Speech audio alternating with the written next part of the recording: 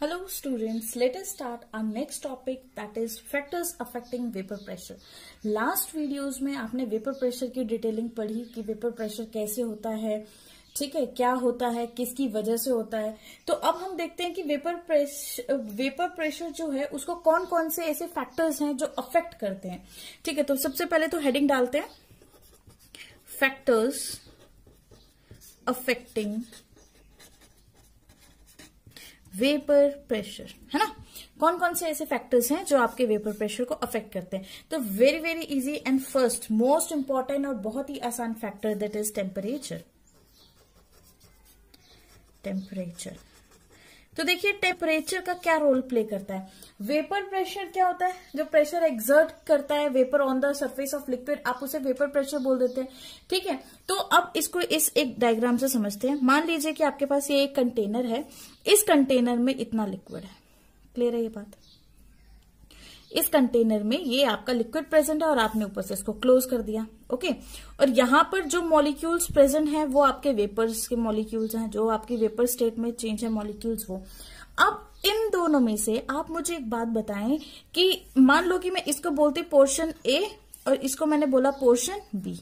ठीक है, phase A बोल देते हैं, फेज ए लिख देती हूँ, फेज बी लिख दिया। ठीक है, सो दैट कि आपको और अच्छे से क्लियर हो। अब देखिए, अब मुझे ये बताइए, ये वाली जो स्टेट है फेज ए क्या है, आपकी लिक्विड है ना, और फेज बी क्या है, वेपर।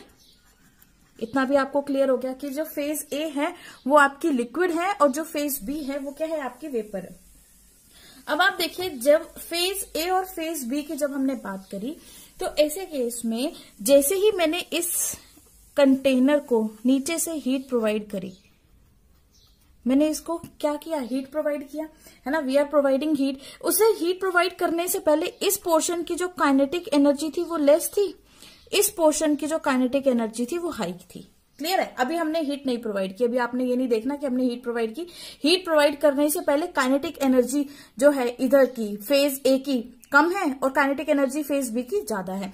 तो अब होता क्या है, क्यों कम है, देखिए लिक्विड स्टेट के अंदर इंटरमॉलिक्यूलर फोर्सेस ऑफ अट्रैक्शन ज्यादा होती हैं, है ना। ज्यादा होने की वजह से, इंटरमॉलिक्यूलर फोर्सेस ऑफ अट्रैक्शन ज्यादा होने की वजह से जो मॉलिक्यूल्स हैं वो रैंडमली मूव नहीं कर सकते इतने ज्यादा एज कंपैरिजन टू गैस। और गैसेस स्टेट में मॉलिक्यूल्स के पास कोई इंटरमॉलिक्यूलर फोर्सेस ऑफ अट्रैक्शन नहीं है, तो वो molecules kinetic energy maximum gain करते हैं, मतलब उनके पास मैक्सिमम काइनेटिक एनर्जी होती है। तो अब हमने क्या किया, यहां से हमने नीचे हीट देनी स्टार्ट की। ठीक है, हमने टेम्परेचर को बढ़ा दिया, यहाँ पे मेरा टेम्परेचर बढ़ गया। जैसे ही मेरा टेम्परेचर बढ़ेगा तो जो मॉलिक्यूल्स या इस सरफेस पे प्रेजेंट होंगे वो मॉलिक्यूल्स जो इंटरमॉलिक्यूलर फोर्सेस ऑफ अट्रैक्शन है दूसरे बल्क मॉलिक्यूल्स के साथ, उसको तोड़कर किस फेज में चले जाएंगे, आपके वेपर फेज के अंदर चले जाएंगे। क्या ये बात क्लियर है। क्यों जा रहे हैं, क्योंकि जब मैंने टेम्परेचर बढ़ाया तो मेरी काइनेटिक एनर्जी भी क्या बढ़ेगी, इंक्रीज होगी। टेम्परेचर बढ़ाने पे मॉलिक्यूल की काइनेटिक एनर्जी भी बढ़ गई। ठीक है, और काइनेटिक एनर्जी बढ़ने की वजह से उसने क्या कर दिया, loss of intermolecular forces of attraction. ठीक है, इंटरमॉलिक्यूलर फोर्सेस ऑफ अट्रैक्शन का लॉस हो गया and escape to vapour phase and molecules escapes to vapour phase. जो आपके मॉलिक्यूल है वो किस फेज में एस्केप हो जाते हैं, वेपर फेज में एस्केप हो जाते हैं। क्लियर है। तो हम कह सकते हैं ऑन इंक्रीजिंग द टेम्परेचर, लिख लीजिएंगे यहाँ पे, on increasing the temperature vapour pressure also increases. ये बात अब सबको बहुत अच्छे से क्लियर हो गई। जैसे ही आप टेम्परेचर बढ़ाएंगे तो वेपर प्रेशर भी बढ़ जाएगा। आप ब्रैकेट में लिख सकते हैं due to increase in kinetic energy, क्योंकि काइनेटिक एनर्जी भी मॉलिक्यूल की क्या हो गई, इंक्रीज हो गई। ठीक है, ये तो आपका पहला फैक्टर था। अब मूव करते हैं सेकेंड फैक्टर की तरफ। अब हम बात करते हैं आपके सेकेंड फैक्टर्स की। सेकेंड फैक्टर क्या है, nature of liquids. Nature of liquid, liquid के नेचर की बात करें, ये पोर्शन अलग है, इसको आप नोट कर लेंगे, ठीक है। अब नेचर ऑफ लिक्विड की बात करेंगे। तो नेचर ऑफ लिक्विड में अगर हम देखें तो हमारे पास लिक्विड अगर वेपर प्रेशर क्रिएट कर रहा है, इसका मतलब मेरा जो लिक्विड है वो वॉलेटाइल है। ये बात तो मुझे क्लियर हो गई कि अगर वेपर प्रेशर वो लिक्विड दे रहा है तो मेरा लिक्विड वॉलेटाइल है। और वेरी वेरी इंपॉर्टेंट यहाँ पर, और वॉलेटाइल, अगर लिक्विड मेरा वॉलेटाइल है तो वॉलेटाइल लिक्विड्स भी दो तरह के होंगे, ठीक है। दो तरीके से हम वॉलेटाइल लिक्विड्स को पढ़ेंगे। एक होगा जो लेस वॉलेटाइल होगा और एक होगा जो मोर वॉलेटाइल होगा। क्लियर है ये बात? एक ऐसा होगा जो बहुत ही लेस वॉलेटाइल होगा, सॉरी यहाँ वॉलेटाइल, हाँ, एक होगा जो लेस वॉलेटाइल होगा और एक होगा जो मोर वॉलेटाइल होगा। लेस वॉलेटाइल इसका मतलब ये क्या करेगा, less formation of vapours, less formation of vapours, vapours की फॉर्मेशन कम होगी। और जो मोर वॉलेटाइल है यहां पर मोर फॉर्मेशन ऑफ वेपर्स होगी, मोर फॉर्मेशन ऑफ वेपर्स, यहां पर वेपर्स की ज्यादा फॉर्मेशन होगी। क्लियर है ये बात? अब अगर मैं बोल रही हूं कि यहाँ पे लेस फॉर्मेशन ऑफ वेपर्स है तो रीजन क्या हुआ, क्यों होगी यहाँ पे वेपर्स की फॉर्मेशन, क्यों? Due to presence of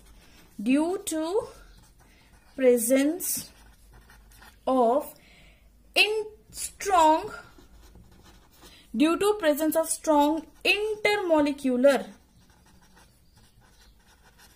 intermolecular forces of attraction,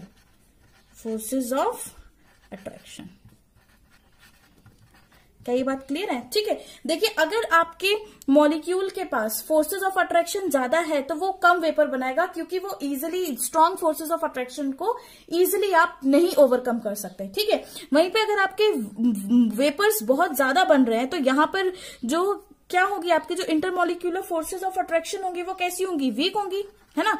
इसके केस में weak intermolecular forces of attraction होंगी, इंटरमॉलिक्यूलर फोर्सेस ऑफ अट्रैक्शन, ठीक है।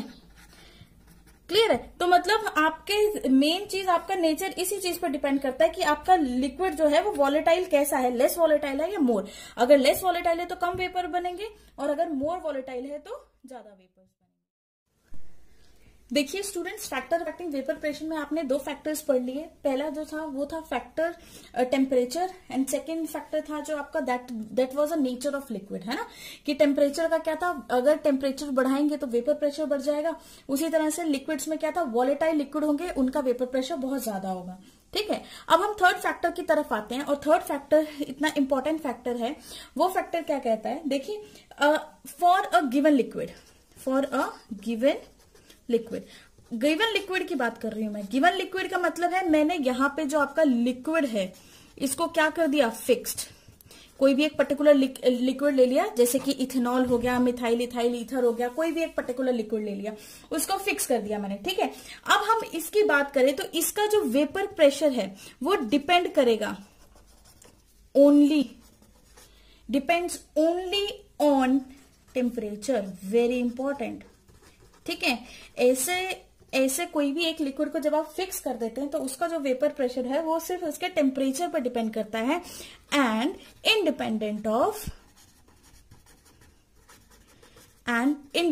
ऑफ किन किन चीजों पर डिपेंड नहीं करेगा। पहला कि अमाउंट ऑफ लिक्विड प्रेजेंट, कितना लिक्विड प्रेजेंट है उस पर तो बिल्कुल भी डिपेंड नहीं करेगा, ठीक है। अमाउंट ऑफ लिक्विड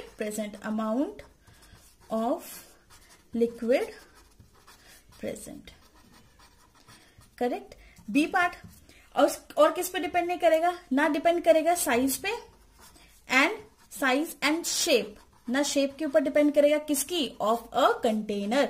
जिस कंटेनर के अंदर आप उस लिक्विड को डालेंगे ना उसके साइज पे डिपेंड करेगा ना उसकी शेप पे डिपेंड करेगा, ठीक है। सिर्फ और सिर्फ किस पे डिपेंड करेगा, only and only on temperature. तो जरा इसको डिटेल में समझते हैं। फॉर एग्जाम्पल देखिए मेरे पास, मान लीजिए मेरे पास एक ये वेसल है, ठीक है, and this one is your second vessel, ठीक है, सेम वेसल्स है हमारे पास।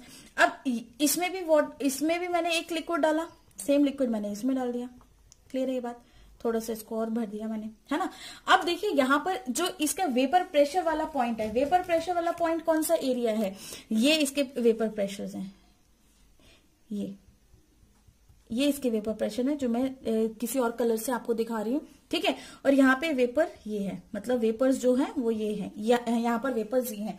अब देखिए यहाँ पर, अब आप सोच रहे होंगे कि अगर ये वेसल छोटा है और इसमें कम लिक्विड है, ये वेसल बड़ा है इसमें ज्यादा लिक्विड है, तब भी मतलब इसमें लिक्विड इतना है और इसमें लिक्विड इतना है, फिर भी इसका वेपर प्रेशर टेम्परेचर को सेम रखने पर इनका जो वेपर प्रेशर होगा, vapour pressure will be same.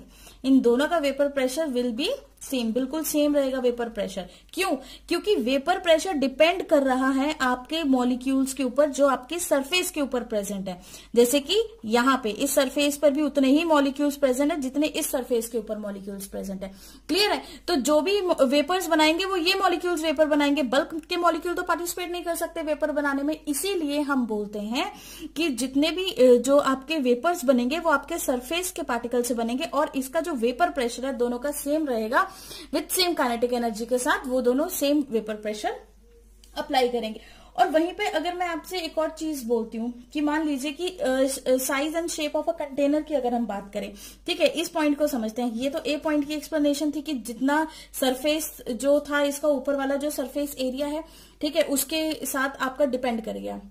जितना इस पे सरफेस एरिया है, जितना आपका ये ऊपर वाला सरफेस एरिया उस पर डिपेंड कर गया। अब अगर मैं बात करूं साइज और शेप पे, तो साइज और शेप में क्या हो गया, देखिए जैसे कि ये कंटेनर है, या मैं इस कंटेनर को लूं, है ना, या फिर मैं इस कंटेनर को ले लूं, ठीक है, या फिर मैं इस कंटेनर को ले लूं, या मैं इस कंटेनर को ले लूं। क्लियर है? इनमें अगर मैंने इक्वल अमाउंट ऑफ लिक्विड डाला, इक्वल नहीं, चाहे थोड़ा सा आप अनइक्वल भी कर दे, कोई उसमें दिक्कत वाली बात नहीं है, ओके फाइन, इतना लिक्विड डालेंगे तो आप क्या कहेंगे कि इनका भी जो वेपर प्रेशर है, इसके केस में भी ये जो वेपर प्रेशर है टेम्परेचर सेम रहने पर इसका भी वेपर प्रेशर आपका क्या आ जाएगा बेटा जी, बिल्कुल सेम वेपर प्रेशर आएगा। ठीक है, रीजन क्या है सेम वेपर प्रेशर आने का? क्योंकि आपका टेम्परेचर बिल्कुल सेम है ना। और यहाँ पर आप सोच रहे होंगे कि इसका जो सरफेस एरिया और इसका सरफेस एरिया, इसका तो ज्यादा सरफेस एरिया, इसका कम सरफेस एरिया, तो इसके केस में इवेपोरेशन ज्यादा होनी चाहिए, है ना, और इसके केस में इवेपोरेशन कम, तो इसका वेपर प्रेशर ज्यादा होना चाहिए। लेकिन बेटा जी अगर इसका सरफेस एरिया ज्यादा है तो इसका जो रेट ऑफ कंडेंसेशन है वो भी तो ज्यादा होगा। मतलब इवेपोरेशन अगर ज्यादा हो रही है तो उतनी ही कंडेंसेशन होगी। ठीक है, मतलब इवेपोरेशन हम कह सकते हैं rate of evaporation is balanced by rate of condensation. ठीक है, जो रेट है इवेपोरेशन का वो किससे बैलेंस हो जाता है? रेट ऑफ कंडेंसेशन से। ये वेरी इंपॉर्टेंट चीज है कि rate of evaporation is balanced by rate of condensation. अब यहां पर एक चीज, बहुत इंपॉर्टेंट चीज जो आपने ध्यान देनी है वो ये कि हमें ये पता है कि जो इवेपोरेशन है, evaporation and condensation are surface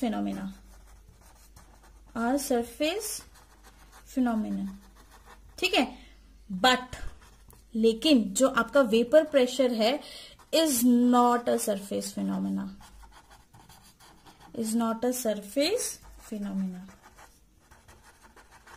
very important point. ठीक है, तो जो आपका वेपर प्रेशर होता है वो बिल्कुल भी सरफेस फिनोमेना आपका नहीं है, is not a surface phenomena. Clear है ये बात?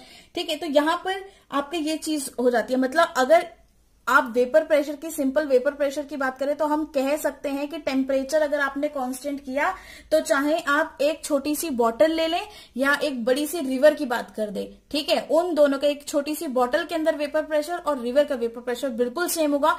कंडीशन अप्लाई कि जो वहां पे वाटर की कंपोजिशन है वो आपकी सेम होनी चाहिए, तो आपका वेपर प्रेशर भी सेम होगा। क्योंकि वेपर प्रेशर सिर्फ और सिर्फ टेम्परेचर पर डिपेंड कर रहा है, ना वो सरफेस एरिया पे डिपेंड कर रहा है, ना वो किसी की शेप पे डिपेंड कर रहा है, ठीक है, और ना डिपेंड कर रहा है कि कितना ज्यादा लिक्विड है। जितना ज्यादा लिक्विड होगा उसकी इवेपोरेशन भी उतनी ज्यादा, और जितनी ज्यादा इवेपोरेशन होगी उतना ही तो उसका रेट ऑफ कंडेंसेशन होगा। ठीक है, तो इसलिए वेपर प्रेशर आपका कांस्टेंट हो जाता है। नेक्स्ट पॉइंट की अगर हम बात करें, फोर्थ पॉइंट अगर हम यहां पर पढ़े तो फोर्थ पॉइंट क्या बोलता है कि जो वेपर प्रेशर है, ठीक है, ऑफ